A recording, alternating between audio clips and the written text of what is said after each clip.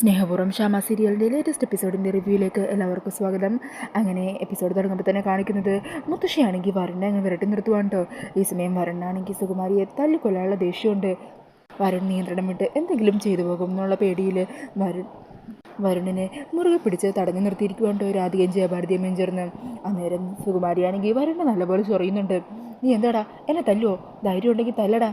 നീയെ അങ്ങനെ തല്ലാനായിട്ടൊരു കൈ ഓങ്ങിയാളുണ്ടല്ലോ, പിന്നെ ജീവിതകാലം മുഴുവൻ നിനക്ക് പോലീസ് സ്റ്റേഷനിൽ കിടക്കേണ്ടി വരും. എൻ്റെ മോൾക്കും എനിക്കും എതിരെ നിൻ്റെ ഭാഗത്ത് നിന്ന് എന്തെങ്കിലും ഒരു പ്രവൃത്തി ഉണ്ടായിക്കഴിഞ്ഞാൽ ഉടനെ തന്നെ ഞാൻ സ്റ്റേഷനിൽ പോകും, കംപ്ലൈൻറ്റും കൊടുക്കും. പിന്നെ ആ ജയിലിൽ ഇടിഞ്ഞു പൊളിഞ്ഞ് വീണാൽ പോലും നിനക്കതിൽ നിന്ന് പുറത്തിറങ്ങാൻ പറ്റില്ലടാ. ആ ഓർമ്മ ഉണ്ടാവണം എല്ലാവർക്കും. അതുകൊണ്ട് നിൻ്റെ ദേഷ്യമൊക്കെ ഉണ്ടെങ്കിൽ അതങ്ങ് കടിച്ചമർത്തി പിടിച്ച് നിന്നോ, അല്ലാതെ നിനക്ക് വേറെ മാർഗ്ഗമൊന്നുമില്ലടാ. അന്നേരം വരുണിൻ്റെ കൺട്രോൾ അങ്ങ് പോകുവാണ്. ഈ സമയം പെട്ടെന്ന് തന്നെ രാധയ്ക്ക് സഹിക്കാനാവാതെ വരുണിൻ്റെ കയ്യിലെ പിടിവിട്ടിട്ട് അവിടെ മേശപ്പുറത്തിരിക്കുന്ന കത്തിയെടുത്ത് സുകുമാരിക്ക് നേരെ ചൂണ്ടി രാധിക വിറപ്പിച്ചുകൊണ്ട് പറയണേ, നിർത്തുന്നുണ്ടോ നിങ്ങൾ? കുറച്ച് നാളായി നിങ്ങൾ ഇതുപോലുള്ള ഓരോ കോപ്രായങ്ങൾ കാട്ടി എൻ്റെ വരുണിൻ്റെയും ഈ വീട്ടിലുള്ള എല്ലാവരുടെയും സ്വസ്ഥത കളയാൻ തുടങ്ങിയിട്ട്. വരുൺ നിങ്ങളെ എന്തെങ്കിലും ചെയ്താലല്ലേ കുഴപ്പമുള്ളൂ. വരുണൊന്നും ചെയ്യുന്നില്ല, ഞാൻ തന്നെ നിങ്ങളുടെ ജീവൻ എടുത്തേക്കാം. കുത്തി കയറ്റട്ടെ കത്തി. എന്നിട്ട് ആ കത്തിയെടുത്ത് സുകുമാരിയുടെ കഴുത്തിന് നേരെ ഇങ്ങനെ പിടിക്കുവാണ് കേട്ടോ.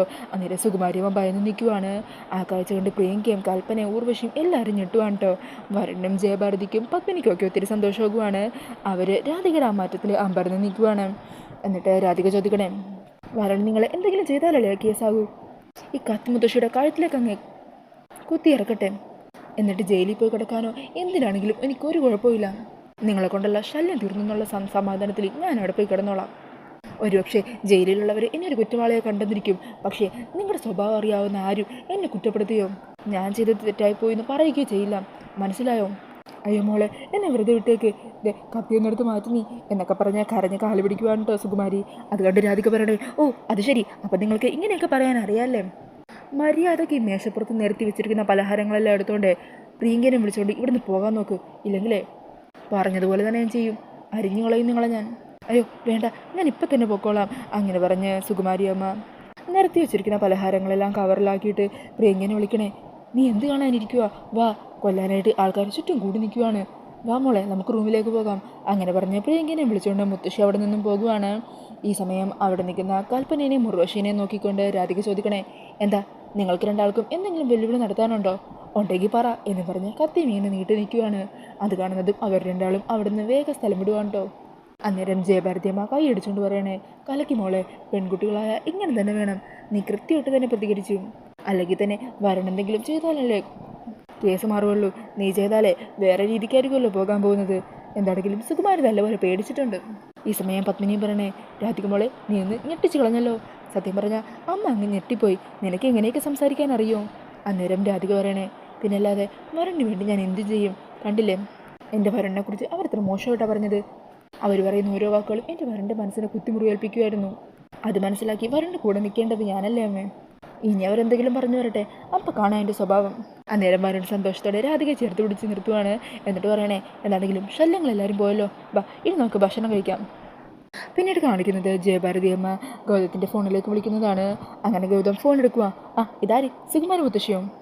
എന്തൊക്കെയുണ്ട് മുത്തശ്ശി കണിമംഗലത്തെ വിശേഷങ്ങൾ? മുത്തശ്ശി അവിടെ പൊളിച്ചെടുക്കുവാണെന്ന് കേട്ടല്ലോ.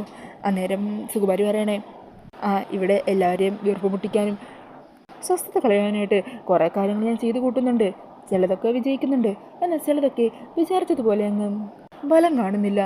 അതെങ്ങനെയാ? ആ വരുണിൻ്റെ രക്ഷയ്ക്ക് ജയഭാരതി ആ രാധികയൊക്കെ കട്ടൊക്കെ നിൽക്കുമല്ലേ, പിന്നെ എങ്ങനെയാ എൻ്റെ പ്ലാനുകളൊക്കെ ഞാൻ ഉദ്ദേശിക്കുന്ന രീതിയിൽ നടക്കുന്നത്? അന്നേരം ഗൗതം പറയണേ, അത് ശരിയാ, ആ ജയഭാരതി അമ്മ അവരുണ്ടെങ്കിൽ നമ്മൾ ഉദ്ദേശിക്കുന്ന പോലെ ഒരു കാര്യവും നടക്കില്ല. ഒരു പ്രത്യേകതര സ്വഭാവമാണ് അവരുടേത്. അന്നേരം സുകുമാരി പറയുന്നുണ്ട്, ഓ അവരുടെ കാര്യം മാത്രം എന്തിനാണ് പറയുന്നത്? രാധികയും ഒട്ടും മോശക്കാരിയൊന്നുമല്ല. ഇപ്പം തന്നെ അവളെ കത്തിയെടുത്ത് എൻ്റെ കഴുത്തിന് നേരെ പിടിച്ച് ഒരു പ്രകടനം നടത്തിയിരുന്നു. സത്യം പറയാലോ, ഞാനങ്ങ് ഒരു നിമിഷം അങ്ങ് ഭയന്നില്ലാണ്ടായിപ്പോയി. അന്നേരം ഗൗതം പറയണേ, എൻ്റെ ഞാൻ മുത്തശ്ശിയെക്കുറിച്ച് ഇങ്ങനെയൊന്നുമല്ലേട്ട് വിചാരിച്ചത്. മറ്റാരുടെയും തലയിലില്ലാത്തതുപോലുള്ള കൂർമ്മ ബുദ്ധിയല്ലേ മുത്തശ്ശിയുടെ തലയിലുള്ളത്. ആർക്ക് നേരെ അവരില്ലാതാക്കുന്ന രീതിയിൽ ചോദ്യം ചോദിക്കാനും അവരെ പറഞ്ഞു തളർത്താനുള്ള ഒരു നാവ് മുത്തശ്ശിക്കുണ്ട്. സത്യം പറഞ്ഞാൽ ഞാനിതുവരെ കണ്ട മുത്തശ്ശിമാരിൽ ഏറ്റവും ബുദ്ധിയുള്ളതും ചങ്കൂറ്റുള്ളത് സുകുമാരി മുത്തശ്ശി നിങ്ങൾക്ക് തന്നെയാണ്. നിങ്ങളിങ്ങനെയൊക്കെ പറയുമ്പോൾ. അന്നേരം സുകുമാരി അമ്മ പറയുന്നുണ്ട്, അതൊക്കെ എനിക്കും അറിയാമെന്നേ, പക്ഷേ ഈ വക കാര്യങ്ങളൊന്നും കൊണ്ട് ഈ സുകുമാരിയെ തോപ്പിച്ച് കളയാമെന്ന് ആരും വിചാരിക്കണ്ട. ഒന്നിനെ ഞാൻ വെറുതെ വിടാൻ പോകുന്നില്ല. ഞാൻ ആഗ്രഹിച്ചതുപോലെ തന്നെ കാര്യങ്ങളൊക്കെ നടത്തിയെടുക്കും. ഞാൻ ആഗ്രഹിച്ച കാര്യങ്ങൾ നേടിയെടുത്തിട്ടേ ഇവിടെ നിന്ന് ഒരു മടക്കയാത്ര സുകുമാരിക്ക് ഉണ്ടാകുള്ളൂ. കുറച്ചു മുമ്പ് എന്നെ കത്തിമുന്നെ നിർത്തിയ അവളുണ്ടല്ലോ ആരാധിക, അവൾക്കിട്ടോ അവനിട്ടോ ഒക്കെ ഇനി എന്ത് പണി കൊടുക്കാൻ പറ്റുമെന്ന് ഞാനൊന്ന് ആലോചിക്കട്ടെ. അന്നേരം ഗൗതമരുടെ മുത്തശ്ശി ആലോചിക്കും. മുത്തശ്ശിക്ക് എന്തുണ്ടെങ്കിലും സപ്പോർട്ടിന് ഞാനും CI സാറും ഒക്കെ പുറത്തുണ്ട്. അതുപോലെ കൽപ്പനയും ഉർവശിയൊക്കെ അകത്തുമുണ്ടല്ലോ. നമ്മളെല്ലാവരും കൂടി നിന്ന് കണിമംഗലത്തുള്ളവരെ മുഴുവൻ തോപ്പിച്ച് അവരെ ഇല്ലാതാക്കി കളയും. അതിന് മുത്തശ്ശിക്ക് എന്ത് കാര്യത്തിന് സപ്പോർട്ടായിട്ട് ഞാനുണ്ടാകും. ധൈര്യമായിട്ട് മുത്തശ്ശിക്ക് എന്നെ വിളിക്കാം. ശരി മോനെ. അങ്ങനെ പറഞ്ഞ് സുകുമാരി ഫോൺ കട്ട് ചെയ്യുവാണ്. പിന്നീട് കാണിക്കുന്നത് വരുണും രാധികയും കൂടി റൂമിലിരുന്ന് സംസാരിക്കുവാണ്.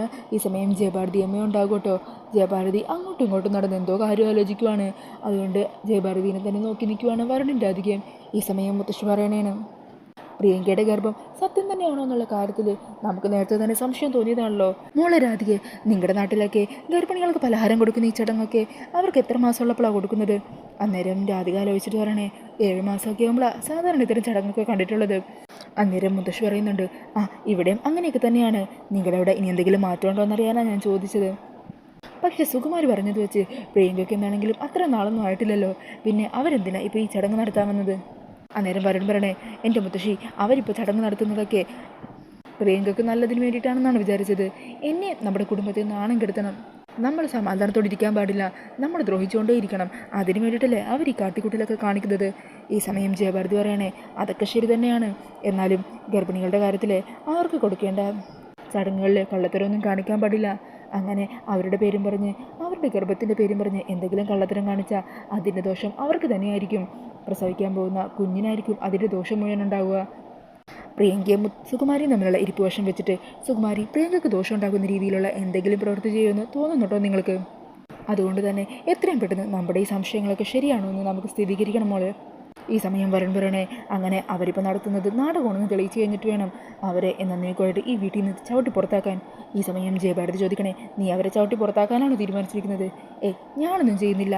അച്ഛനും അമ്മയും ചേട്ടനൊക്കെ തന്നെ ചെയ്യട്ടെ. ഞാനത് സന്തോഷത്തോടെ നോക്കിയിരുന്ന് കാണത്തേ ഉള്ളൂ. അന്നേരം ജയഭാരതി പറയണേ, നമുക്കെന്താണെങ്കിലും അവരെ ഒന്ന് കൂടുതലായിട്ട് വീക്ഷിക്കണം. സുകുമാരിയുടെ ഓരോ നീക്കങ്ങളും നിരീക്ഷിക്കണം. പ്രിയങ്കയെ പിന്നെ നിരീക്ഷിച്ചിട്ട് കാര്യമൊന്നുമില്ല. അവൾക്കിപ്പോൾ പഴയ കാര്യങ്ങൾ ഓർമ്മയില്ലല്ലോ. അതുകൊണ്ട് അവളിന്നൊന്നും കിട്ടാൻ പോകുന്നില്ല. പക്ഷേ സുകുമാരിയുടെ ഫോൺ കോളുകൾ അവർ മാറി നിന്ന് ആരോടൊക്കെ സംസാരിക്കുന്നുണ്ട്. അതുപോലെ റൂമിൽ ഒറ്റയ്ക്കിരിക്കുമ്പോൾ അവരും പ്രിയങ്കയും തമ്മിൽ എന്തൊക്കെയാണ് സംസാരിക്കുന്നത്, ഇതെല്ലാം വ്യക്തമായിട്ട് നമ്മൾ നിരീക്ഷിക്കണം. അന്നേരം രാധിക ചോദിക്കണേ, അപ്പോൾ ചാരപ്പണിയാണല്ലേ? അത് തന്നെ. നമ്മൾ ഉദ്ദേശിക്കുന്ന രീതിയിൽ നമ്മൾ സംശയിക്കുന്നത് പോലെയുള്ള കാര്യങ്ങളൊക്കെ തെളിയിക്കണമെന്നുണ്ടെങ്കിൽ നമുക്ക് ആവശ്യമായിട്ടുള്ള തെളിവ് ആവശ്യമാണല്ലോ. അത് നമ്മൾ കണ്ടെത്താൻ ശ്രമിക്കണം. അന്നേരം വരുൺ പറയണേ, എന്താണെങ്കിലും ഞാൻ ഇത്തിരി ഹാപ്പിയാണ്. എന്നെ ഏത് പ്രതിസന്ധി വന്നാലും രക്ഷിക്കാനായിട്ട് ഉണ്ണിയാർച്ചയെ പോലെ ഒരു ഭാര്യയും ജാൻസി റാണിയെ പോലെ ഒരു മുത്തശ്ശി എനിക്ക് കിട്ടിയല്ലോ. അങ്ങനെ പറഞ്ഞ ഒരു സന്തോഷത്തോടെ ഇരിക്കുവാണ്. പിന്നീട് കാണിക്കുന്നത് ബെഞ്ചമിൻ കാണണമെന്ന് പറഞ്ഞിട്ട് അജിത്ത് ബെഞ്ചമിനെ കാണാൻ വന്നിരിക്കുവാണ് കേട്ടോ. അന്നേരം CI അജിത്ത് ചോദിക്കണേ, അല്ല ബെഞ്ചമിൻ, എന്തിനാ താനിപ്പോൾ എന്നെ കാണണമെന്ന് പറഞ്ഞത്? സത്യം പറഞ്ഞാലേ നമ്മൾ ഈ കാണുന്നത് വളരെ അപകടം പിടിച്ചതാണ്. ആരെങ്കിലും കണ്ട് തിരിച്ചറിഞ്ഞാലേ എല്ലാം തീർന്നു. ആ ACP ആണെങ്കിൽ തൻ്റെ പിന്നാലെ തന്നെയുള്ള അന്വേഷണം ഊർജ്ജത്തോട്ട് നടത്തിക്കൊണ്ടിരിക്കുകയാണ്. ഞാനാണെങ്കിൽ എങ്ങനെയെങ്കിലും എൻ്റെ സർവീസിലേക്കൊന്ന് തിരിച്ചു കയറാനുള്ള ശ്രമങ്ങൾ നടക്കുവാണ്. തന്നോടൊപ്പമുള്ള എൻ്റെ ഈ പരിചയമുണ്ടല്ലോ, അതെൻ്റെ തിരിച്ച് സർവീസിലേക്കുള്ള കയറ്റത്തിന് എന്നെ ഭീഷണിയാകും.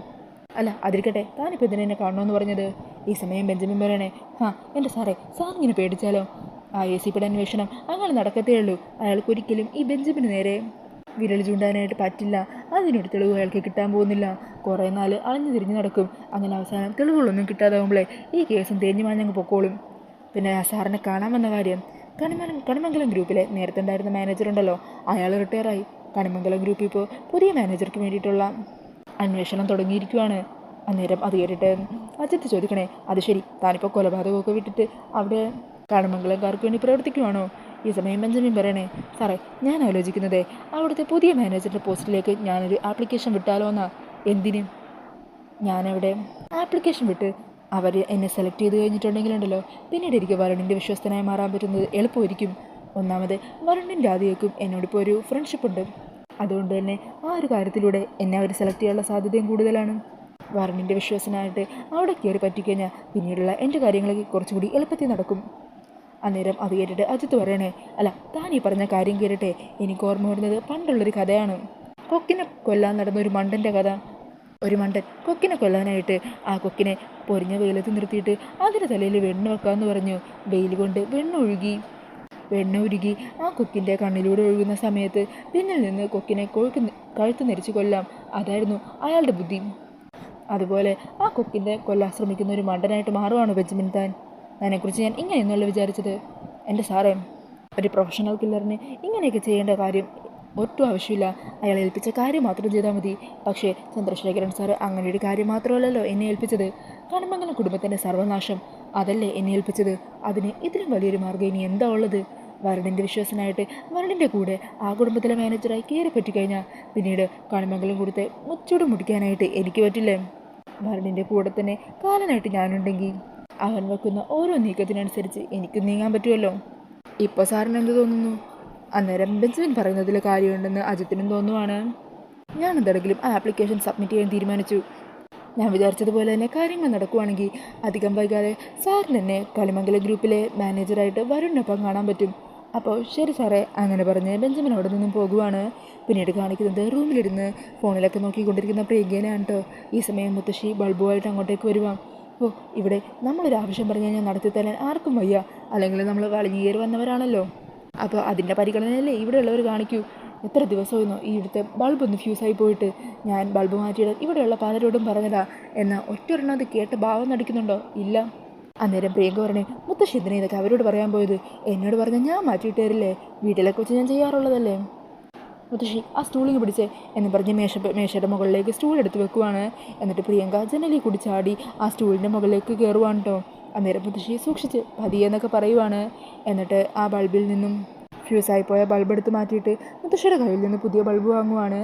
അത് അതിൻ്റെ ഉള്ളിലേക്ക് ഫിറ്റ് ചെയ്തുകൊണ്ടിരിക്കുവാണ് കേട്ടോ പ്രിയങ്ക.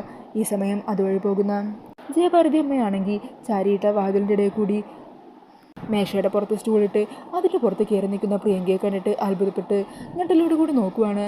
അങ്ങനെ റൂമിൻ്റെ അരികിലേക്ക് ചെന്ന് ഈ കാഴ്ച കണ്ട് ഞെട്ടലോട് കൂടി നിൽക്കുന്ന ജയഭാരതി അമ്മയെ കാണിച്ചുകൊണ്ടാണ് കേട്ടോ എപ്പിസോഡ് തീരുന്നത്. അപ്പോൾ ഈ ഒരു റിവ്യൂ ഇഷ്ടമായിട്ടുണ്ടെങ്കിൽ മറക്കാതെ വീഡിയോ ഒന്ന് ലൈക്ക് ചെയ്യണേ. ഇതുപോലുള്ള കൂടുതൽ റിവ്യൂസിനായിട്ട് ഈ ചാനൽ ഒന്ന് സബ്സ്ക്രൈബ് ചെയ്തും കൂടി സപ്പോർട്ട് ചെയ്യണേ. താങ്ക്